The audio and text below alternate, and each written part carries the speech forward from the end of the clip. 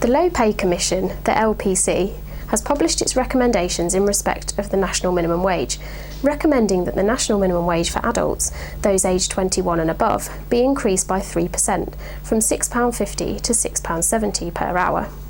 The LPC has also recommended that for those aged 18 to 20, the national minimum wage should increase by 3.3% from £5.13 to £5.30 per hour.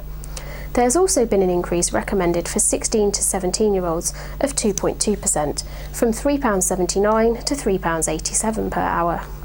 Finally, the LPC has recommended that the national minimum wage for apprentices should also increase, this time by 2.6%, from £2.73 to £2.80 per hour. In their report, the LPC state that they have taken circumstances and factors relevant to each age demographic into account in setting their recommendations. For example, smaller increases for the lower age groups were recommended because of their lesser labour market position and the more damaging consequences of unemployment. However, the LPC did also consider the abolition of employer national insurance contributions for workers under the age of 21 from April 2015, which should reduce those workers' costs to firms. It is now for the government to consider the LPC's recommendations and decide whether or not to implement them.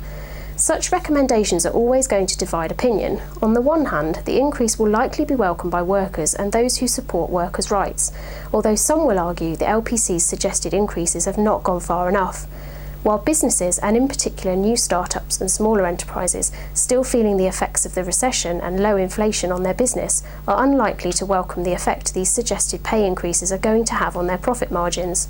Should you be an employer or an employee in need of advice in relation to the national minimum wage or any other aspect of employment law, please contact our employment team.